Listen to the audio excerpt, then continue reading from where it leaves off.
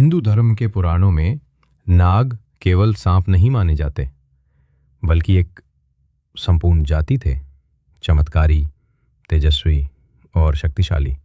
कहा जाता है कि नागलोक के शासक शेषनाग, वासुकी, तक्षक, करकोटक जैसे नाम आज भी जीवित हैं, अपने वंशजों के रूप में। इनमें से एक शाखा ने पृथ्वी पर आकर मनुष्यों के साथ रहना शुरू किया। नागवंश। वे सामान्य मनुष्यों से अलग थे। उनका रक्त अधिक गर्म, त्वचा ठंडी, आंखों में गहराई और कभी कभी उनके पसीने से सर्प की गंध आती थी। राजा जन्मेजय द्वारा किए गए नाग यज्ञ के बाद ये वंश लगभग विलुप्त हो गया, लेकिन एक बचा था, आधुनिक मारत। हिमालय की तलहटी में साल 2007 उत्तराखंड के जोशीमठ के पास एक छोटा गांव तपोवन। यहाँ एक युवक जन्म लेता है, आदित्य। उसकी त्वचा बाकी बच्चों से कुछ अलग, हल्की चांदी जैसी चमकदार, आंखें बिल्कुल हरे रंग की, और कभी कभी उसकी नब्ज ही पकड़ में नहीं आती। गांव वाले कहते, ये बच्चा सामान्य नहीं है, ये नागों का वंशज लगता है।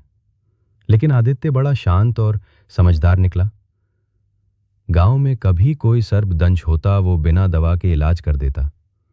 जड़ी बूटियों की उसे जन्मजात समझ थी। लेकिन सबसे विचित्र बात, सांप उसके इशारे पर चलने लगते थे।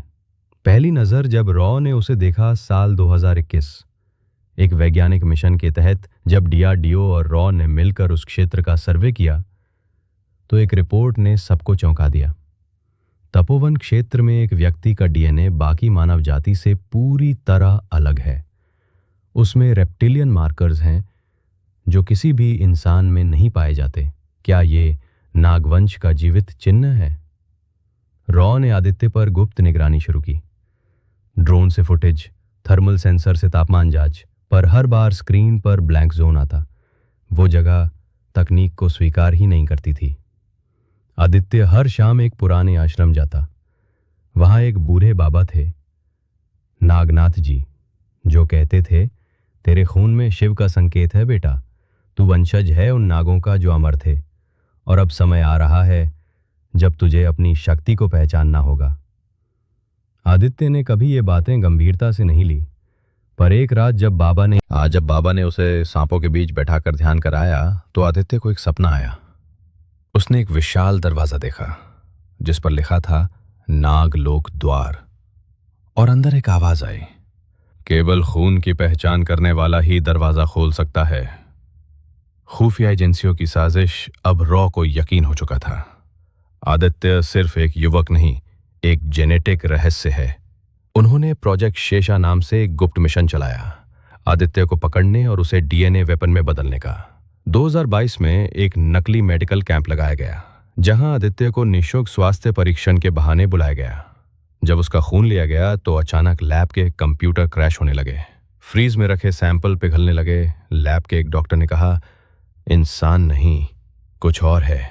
रॉ की टीम ने आदित्य को जबरदस्ती उठाया, उसे हेलीकॉप्टर में डालकर दिल्ली ले जाया जा रहा था। लेकिन रास्ते में हेलीकॉप्टर अचानक कांपने लगा, कॉकपिट के उपकरण फेल हो गए और बाहर हजारों सांप उड़ती हवा में दिखाई देने लगे। पायलट ने चिल्लाया, सर, ये क्या हो रहा है? आदित्य की आंखें अब नीली और गोल हो चुकी थीं। उसका शरीर गर्म हो रहा था और उसके मुंह से निकली आवाज किसी मानव की नहीं थी। हेलीकॉप्टर जंगल में क्रैश हो गया, सभी एजेंट मारे गए, केवल आदित्य जिंदा निकला, बिल्कुल शांत, बिल्कुल खरा, आग के बीच। नागनाथ बाबा की भविष्यवाणी। बाबा नागनाथ अब बहुत बूढ़े हो चुके थे। आदित्य उनके पास लौटा और पूछा, बाबा, मुझ में ये सब क्या है? मैं कौन हूं? बाबा बोले, तू है शेष का संकेत। तेरे अंदर वही शक्ति है जो शेष नाग में थी। अग्नि तुझे जला नहीं सकती, विष तुझे मार नहीं सकता, और समय तुझे बुरा नहीं कर सकता। लेकिन याद रख, ये शक्ति तुझे सिर्फ सेवा के लिए दी गई है। अगर अहंकार आया तो नागवंश का अंत तो स्वयं होगा।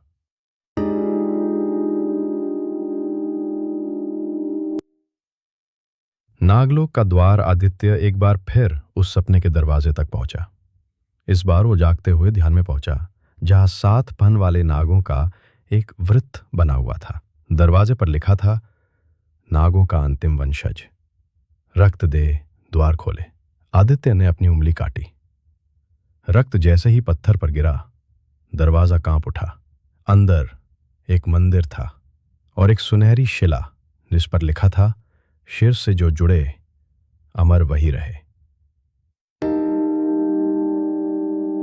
अंतर्राष्ट्रीय हस्तक्षेप अब सिर्फ भारत ही नहीं, CIA, मॉसैड और MI6 तक को आदित्य के अस्तित्व की खबर मिल चुकी थी। सैटेलाइट से ली गई थर्मल इमेजेस दिखा रही थीं कि तपोवन के जंगल में रेडिएशन अलग स्तर का है। ड्रोन वहां जाकर जले हुए लौटते। भारत सरकार ने आदित्य को राष्ट्रीय रहस्य घोषित कर दिया। एक विशेष दस्ता नागगुप्त बनाया गया, जो उसकी रक्षा भी करे और नियंत्रण भी रखे। आदित्य की अंतिम शर्त, भारत सरकार ने आदित्य से गुप्त समझौता किया। तुम हमें अपने रक्त का प्रयोग करने दो, चिकित्सा, रक्षा, विज्ञान के लिए। बदले में हम तुम्हें और तुम्हारे वंश को सुरक्षा देंगे। लेकिन आदित्य ने एक शर्त रखी, मुझे देव भूमि से बाहर कभी मत ले जाना। मेरी शक्तियां केवल शिव की भूमि में काम करती हैं। मैं नागों का अंतिम प्रतिनिधि हूं और मेरी आत्मा यहीं बंधी है। सरकार मान गई। आज भी उत्तराखंड के एक अज्ञात स्थान पर आदित्य ध्यान में बैठा है। वो अब इंसान नहीं, प्रतीक बन चुका है। नागवंश सिर्फ कहानी नहीं, वो चेतना है जो अभी भी हमारे बीच है। शायद तुम कभी उस जगह जाओ जहां हर सांप बिना डसे पास से निकल जाए, तो समझ लेना तुम आदित्य के क्षेत्र में हो। क्या तुम मानते हो कि आज भी नागवंश जीवित है? क्या आदित्य सिर्फ एक कल्पना है या विज्ञान और पुराणों का संगम? कमेंट करके बताओ, क्या तुम इस कहानी को मानते हो